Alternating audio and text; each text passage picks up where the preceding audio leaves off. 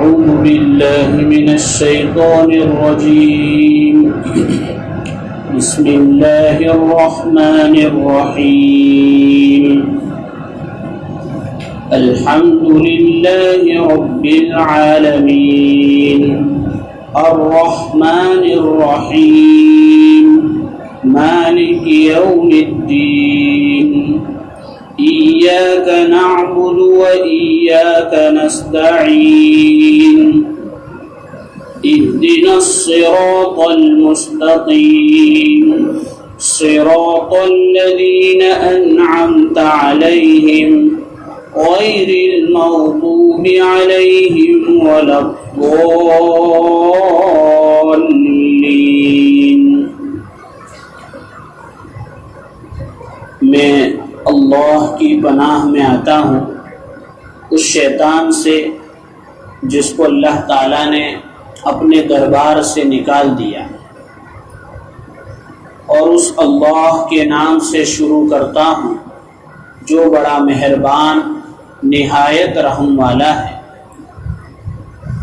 تمام تعریف اس اللہ کے لیے ہے جو تمام جہانوں کا پالنہار ہے، پروردگار ہے، جو رحمان ہے اور نہایت رحم کرنے والا ہے، بدلے کے دن کا مالک ہے۔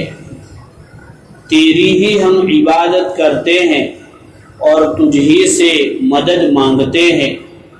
اے اللہ، تو ہمیں سیدھے راستے کی ہدایت عطا فرما، ان لوگوں کا راستہ جن پر تو نے اپنا انعام کیا ہے، نہ کہ ان لوگوں کا راستہ جن پر تیرا غصہ اترا ہے اور جو راستے سے بھٹکے ہوئے ہیں۔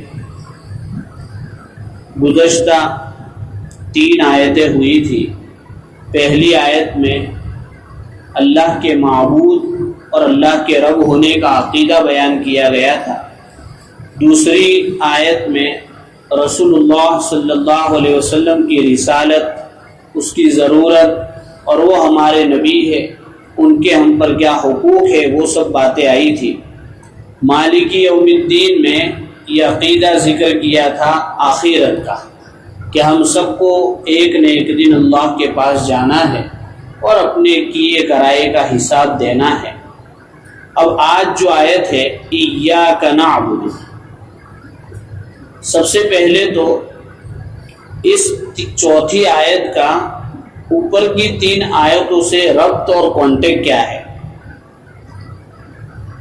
تو مفسرین نے ایک بات یہ لکھی ہے کہ ہم نے اوپر یہ کہا کہ اللہ تعریف کے لائق ہے، پروردگار ہے، رحمان ہے، رحیم ہے، مالک ہے، یہ سب صفات کا مالک ہے اللہ۔ تو دل میں یہ بات آتی ہے کہ اس سے تعلق قائم کرنا ہے، اس کو اپنا بنانا ہے، تو اس کا طریقہ کیا ہوگا؟ تو اللہ تعالیٰ نے اس کا طریقہ اس آیت میں بتایا، ایاک نعبد، کہ ہمیں اس کی عبادت کرنی ہے۔ کیا کرنی ہے؟ یعنی خالق کا حق ادا کرنا ہے۔ ان ساری صفات کے مالک اللہ سے ہمیں تعلق جوڑنا ہے، تو کیا کرنا ہوگا؟ اس کا حق ادا کرنا ہوگا، اور اس کا حق عبادت ہے۔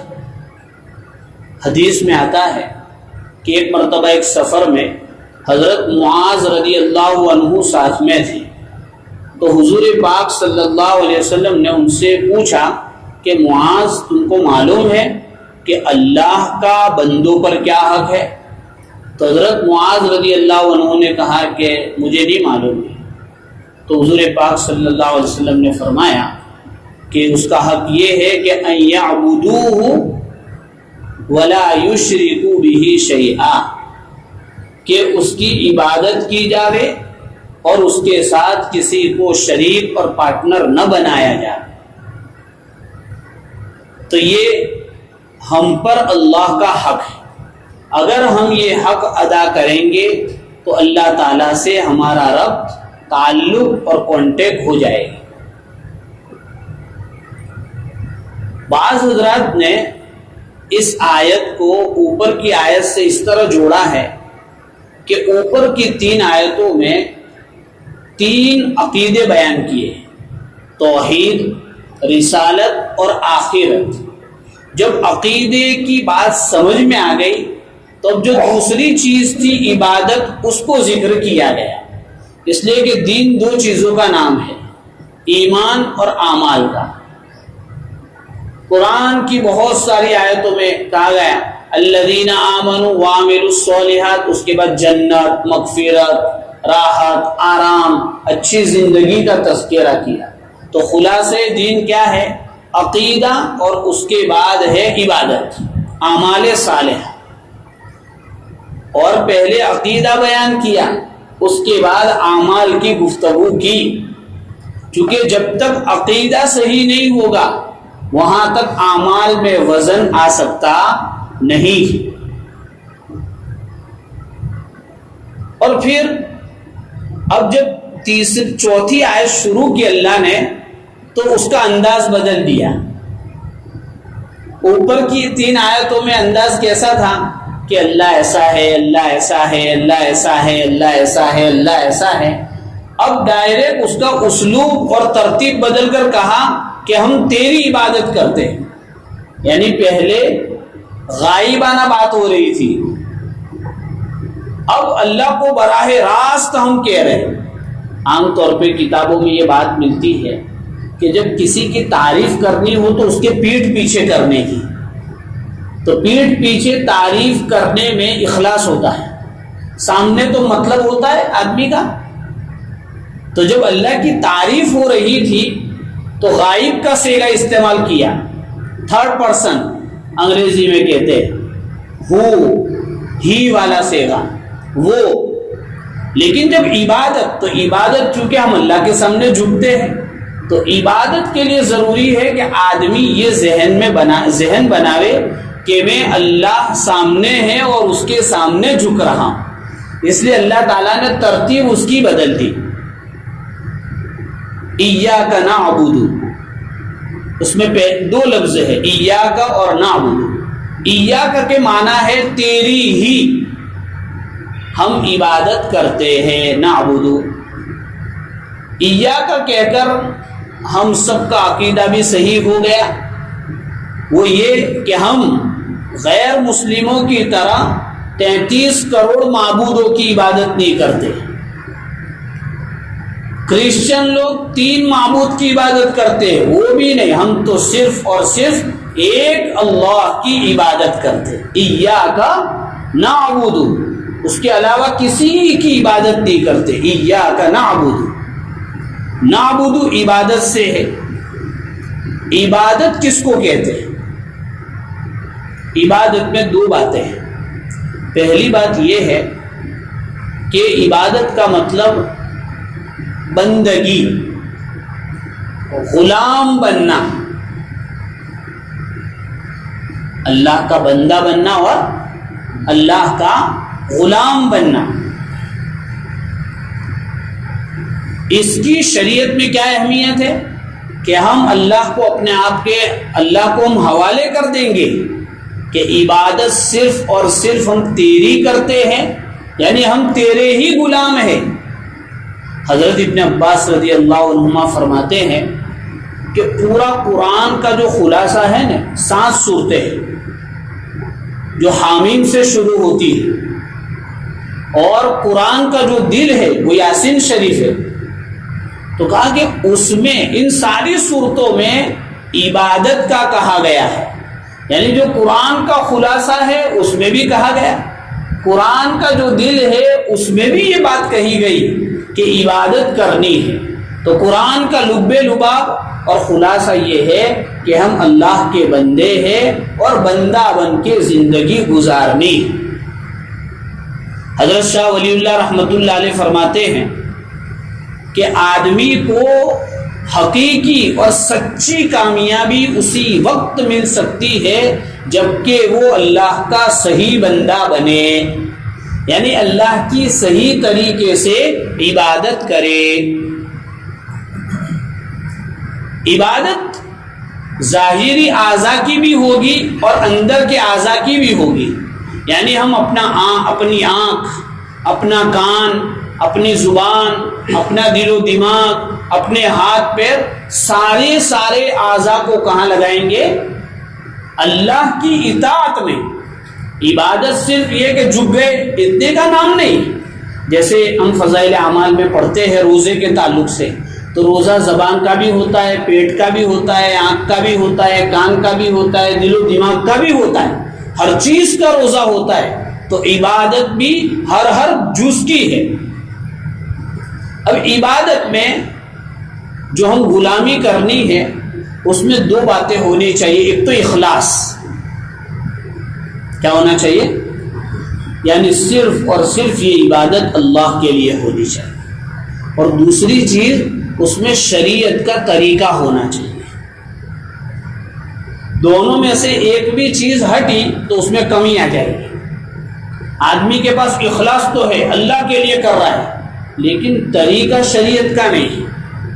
اب اپنی طرف سے کوئی نماز شروع کر دی آدمی نے کہ بھئی 48 مرتبہ قل هو اللہ احد پڑھے اور 25 مرتبہ انا اعطینا پڑھے تو وہ کام ہو جائے گا. ایسا تو حدیث میں آیا نہیں کہیں پر. تو یہ کیا ہوا؟ اپنی طرف سے لگا لیا اس میں. کہ نہیں، عبادت میں تو رسول اللہ صلی اللہ علیہ وسلم نے جو طریقہ بتایا، جس وقت جو نماز پڑھنے کی کہی وہ پڑھنی ہے. جیسے صلاۃ التسبیح ہے کہ اس میں حضور پاک صلی اللہ علیہ وسلم نے اپنے چچا حضرت عباس رضی اللہ تعالیٰ عنہ کو پوری ترتیب بتائی، تو یہ ثابت ہے، تو وہ پڑھے گا تو یہ عبادت ہوگی. لیکن کوئی اپنی طرف سے کچھ بھی شروع کر دیا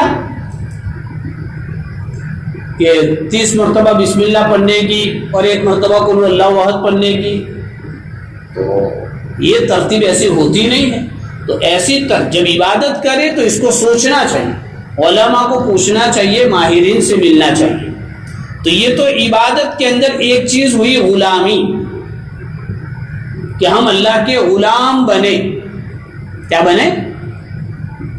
اللہ ہم سب کو اپنا غلام بناوے، کسی اور کا نہ بناوے. عبادت میں دوسری چیز یہ ہے کہ جب اللہ کا حکم ماننا ہے، یعنی اللہ ہی کو اطاعت کے لائق سمجھے. سر جھکانا ہے تو صرف کس کے سامنے جھکے گا؟ اللہ کے سامنے جھکے گا، کسی اور کے سامنے یہ سر نہیں جھکے گا. اسی لیے کہا ایاک نعبد، تیری ہی ہم عبادت کرتے، کسی اور کی نہیں. یہ سر تیرے سامنے جھکے گا، کسی اور کے سامنے نہیں. اب دنیا کی چیزوں میں سے جو چیز بھی ہمیں اللہ کی عبادت کے علاوہ کو بتاوے، یا اللہ کی عبادت کے علاوہ دوسرے راستے پر لے جاوے، یا اللہ کے حکم کے اگینسٹ ہو کوئی چیز، اس کے ویرودھ میں کوئی چیز ہو، تو ہم اس کو فوراً چھوڑیں گے. یہ عبادت میں دوسرے، ایک تو غلام بننا ہے اللہ کا، دوسرا یہ کہ اللہ کے حکم کے سامنے پھر کوئی بھی آ جائے، کوئی یعنی کوئی بھی، چاہے وہ چھوٹا ہو، چاہے وہ بڑا ہو، چاہے وہ حکومت ہو، چاہے وہ بادشاہ ہو، چاہے وہ ماں باپ کی شکل میں ہو، چاہے وہ اولاد کی شکل میں ہو، چاہے بیوی کی شکل میں ہو، چاہے وہ دوست کی شکل میں ہو، چاہے اس کا تعلق کاروبار سے ہو، چاہے اس کا تعلق سماج سے ہو، کسی بھی چیز سے اس کا تعلق ہو. تو اب جب ٹکراؤ ہو، جہاں جہاں ہمیں دیکھے کہ اللہ کا حکم یہ ہے اور میرا سماج یہ کہہ رہا ہے، اللہ کا حکم یہ ہے اور کاروباری پالیسی یہ کہہ رہی ہے، اللہ کا حکم یہ ہے اور میرے بیٹے کی چاہت یہ ہے، اللہ کا حکم یہ ہے اور میری بیوی کی تمنا یہ ہے، اللہ کا حکم یہ ہے اور ملک کا قانون یہ ہے. اب جب ٹکراؤ ہوگا تو اس وقت ہمارا امتحان ہوگا کہ ہم ایاک نعبد پر عمل کرتے ہیں یا کس پر عمل کرتے ہیں.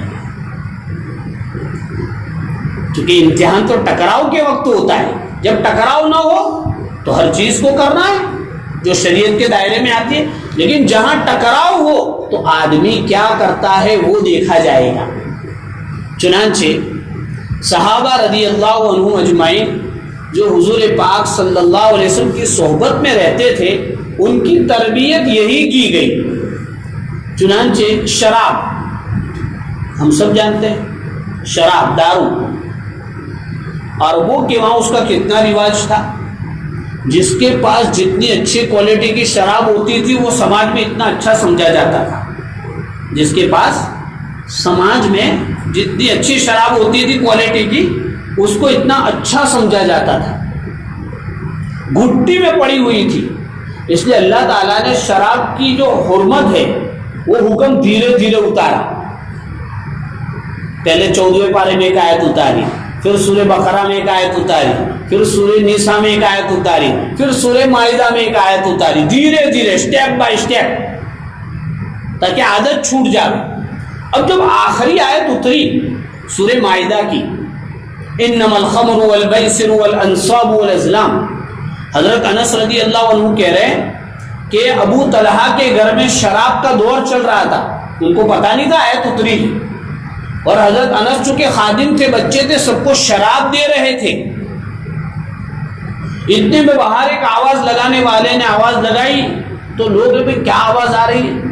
تاکہ اللہ تعالیٰ نے شراب کو بالکل حرام کر دیا. اب اس کا ایک قطرہ بھی پینا جائز نہیں ہے، ایک قطرہ بھی پینا جائز نہیں ہے.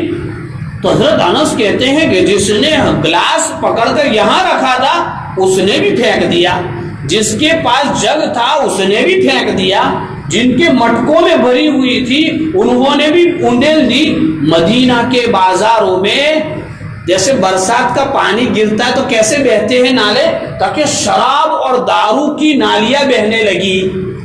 یہ کیا ہوا کہ ایک طرف خواہش تھی شراب کی، لیکن ایک طرف اللہ کا حکم آیا تو کس کو فالو کیا انہوں نے؟ چاہت کو چھوڑ دیا، چاہت کو چھوڑ دیا. اسی طرح زنا، محبت، زمانے جاہلیت میں بھی بہت ہوتا تھا ایسا، غلط راستے سے اپنی شہوت پوری کی جاتی تھی. تو ایک آدمی تھے، ان کا ایک لڑکی کے ساتھ تعلق ہوتا، غلط تعلق تھا، اور غلط تعلق میں مطلب کلوز تعلق تھا ان کا. اب اللہ نے ان کو اسلام کی توفیق دی، آدمی کو، مرد کو. اب وہ صحابی بن گئے. ایک دن مدینہ کی گلی سے جا رہے ہیں تو وہ لڑکی مل گئی راستے میں. تو لڑکی نے کہا کہ میرا تیرا تعلق تھا، میں تو تیرے تعلق پر جی رہی ہوں، یہ ہے وہ ہے. تو اس نے کہا کہ تیرے تعلق سب برابر ہے، میں سب جانتا ہوں، لیکن میں مسلمان ہو گیا. کیا ہو گیا ہوں؟ میں مسلمان ہو گیا. اب میرا جو تیرے سے پرانا تعلق تھا وہ غلط تعلق نہیں کر سکتا میں تیرے ساتھ، چونکہ اب میں کیا ہو گیا. ہاں، میں حضور صلی اللہ علیہ وسلم کو پوچھتا ہوں پہلے کہ ایک لڑکی میری محبت پر جی رہی ہے اور وہ میرے ساتھ رہنا چاہتی ہے، اگر وہ کہیں گے تو ہاں، نہ کہیں گے تو نہ. تو حضور پاک صلی اللہ علیہ وسلم کے پاس آئے ہو اور کہا کہ اللہ کے رسول صلی اللہ علیہ وسلم ایسی ایسی بات ہے.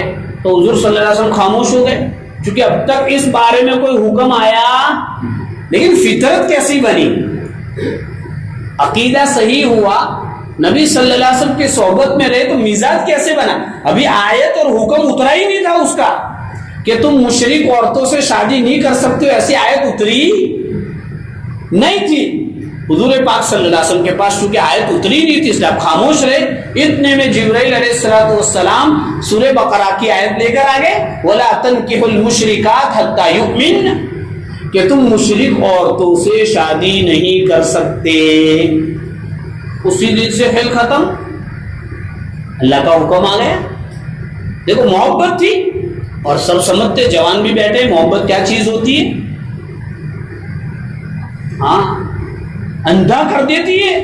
محبت کس کو کہتے ہیں؟ محبت اس کو کہ محبوب کے عیب سے اندھا، پھر کوئی کسی کو نہیں دیکھتا ہے.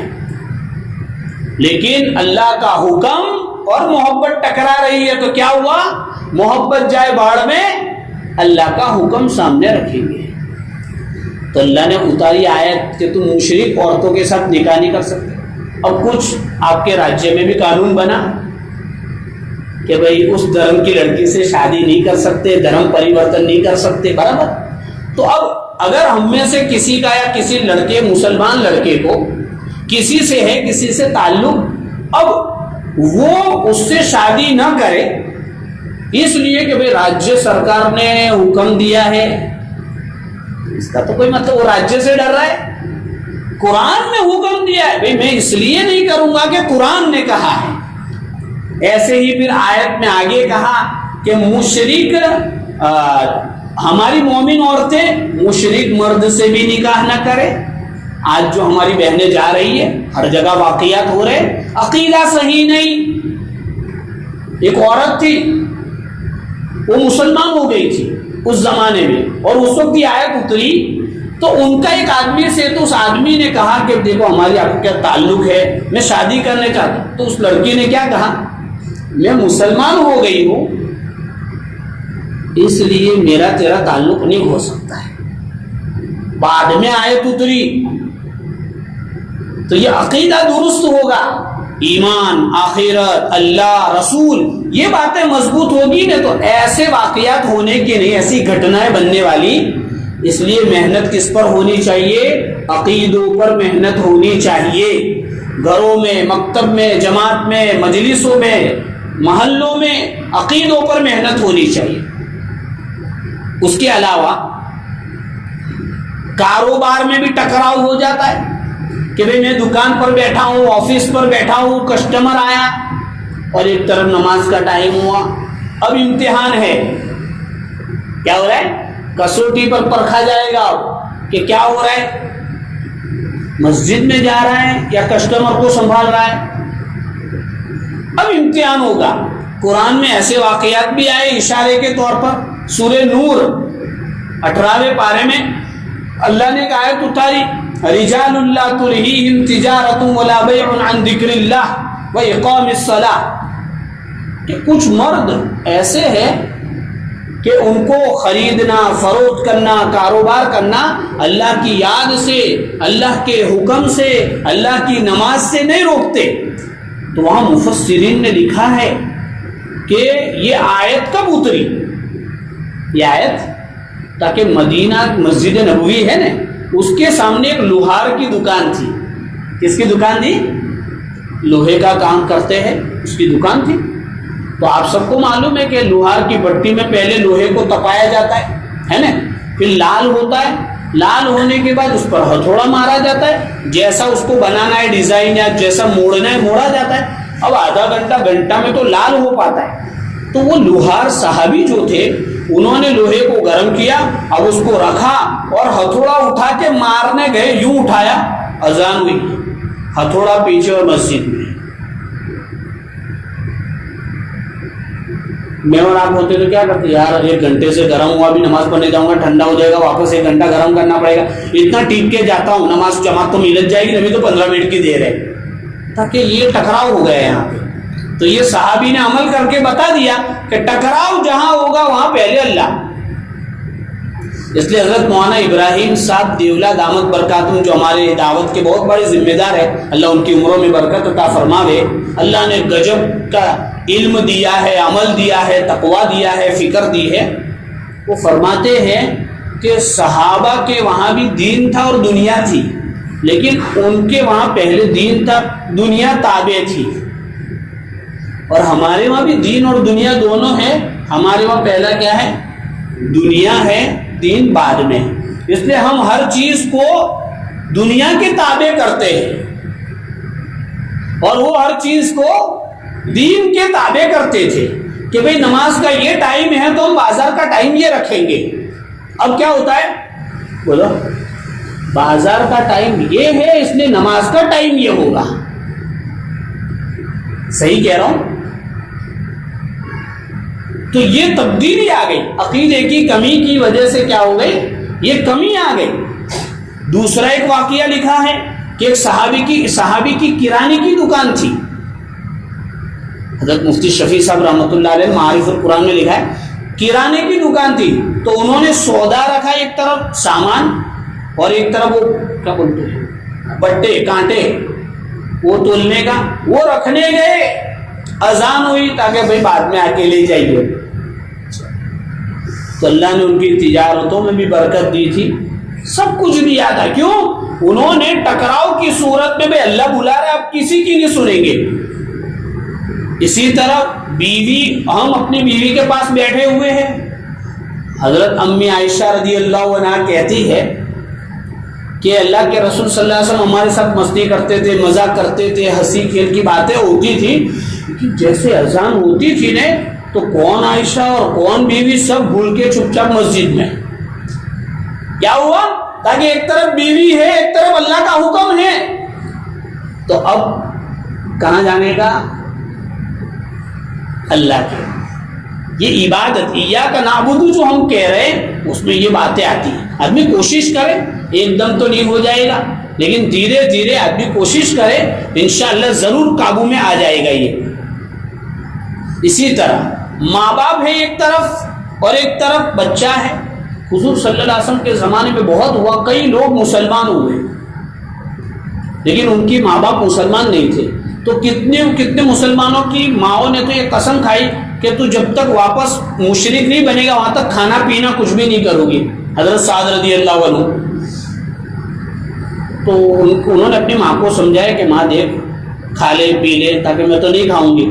تو انہوں نے پھر تیسرے دن کہہ دیا کہ امی دیکھ تجھے اللہ 100 جانے دے وے، کتنی جانے، اور وہ 100 ایک ایک کر کے ختم ہو جانے تو ابھی میں ادھر سے ادھر آنے والا نہیں ہوں. تو ان کی ماں نے کھانا پینا شروع کر دیا.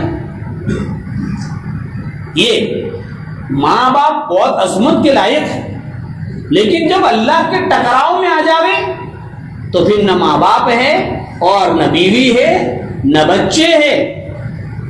حضرت ابن عمر رضی اللہ عنہ ان کا ایک بچہ ہے، ان کو سمجھایا کہ بیٹا ایسا نہیں کیا کرتے، تو انہوں نے بات نہیں سنی بیٹے نے. تو زندگی بھر بات نہیں کی ان سے کہ بھئی میں اللہ رسول کی بات کہہ رہا ہوں، ان کا حکم بتا رہا ہوں اور تم اس کے خلاف کر رہے ہو. تو دین کی اہمیت عبادت میں یہ دو باتیں ہیں کہ آدمی اپنے آپ کو اللہ کا غلام بناوے، اور جب ٹکراؤ کی صورت پیش آ جاوے تو پہلا نمبر کس کو دینا ہے؟ اللہ کو.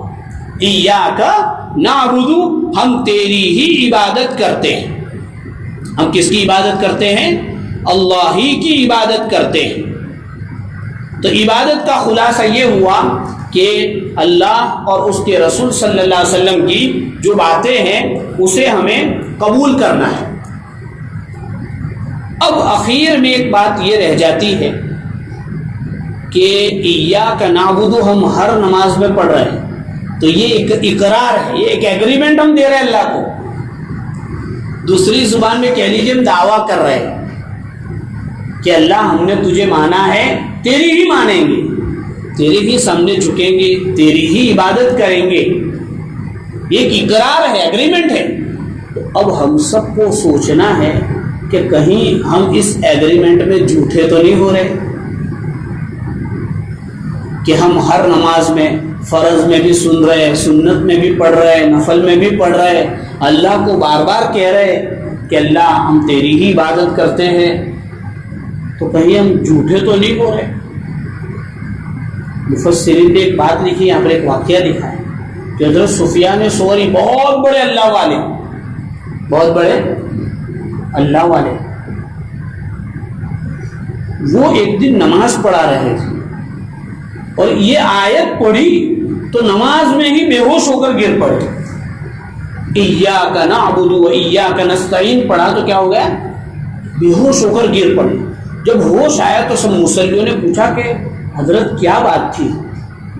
تو کہا کہ مجھے یہ ڈر لگنے لگا کہ کہیں اللہ کی طرف سے یہ جواب نہ آئے کہ تو جھوٹا ہے.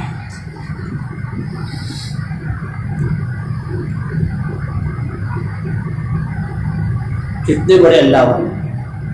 اللہ سے ان کے تعلق کی بات سناؤں. ایک دن مسجد میں بھول سے الٹا پیر داخل کر دیا تو عربی میں سور بولتے ہیں، سور، سا واو رو. سور کس کو؟ بیل کو بولتے ہیں. کس کو بولتے ہیں؟ تو ایک دن بھول سے الٹا پیر مسجد میں رکھ دیا. ہم تو ہر روز رکھتے ہیں، اللہ معاف فرمائے. بھول سے اللہ کی طرف سے آواز آئی، وہ بیل سے تعلق ہوتا ہے، اسی کو کہا جاتا ہے. ہم کو کبھی آواز آئی ایسی؟ کبھی دل میں بھی جھٹکا لگا ایسا؟ ہم کو معلوم ہے ہمارا اللہ سے کیسا تعلق ہے. تو اللہ کی طرف سے آواز آئی تو انہوں نے اپنے نام کے، جیسے اپنے نام کے آگے سب ڈگریاں لگاتے ہیں نا، تو انہوں نے اپنے نام کے آگے کیا ڈگری لگائی؟ سوری، بیل والا. محبت کہ اللہ نے مجھے کہا، اللہ نے مجھے کہا. اتنا بڑا اللہ سے تعلق ان کا.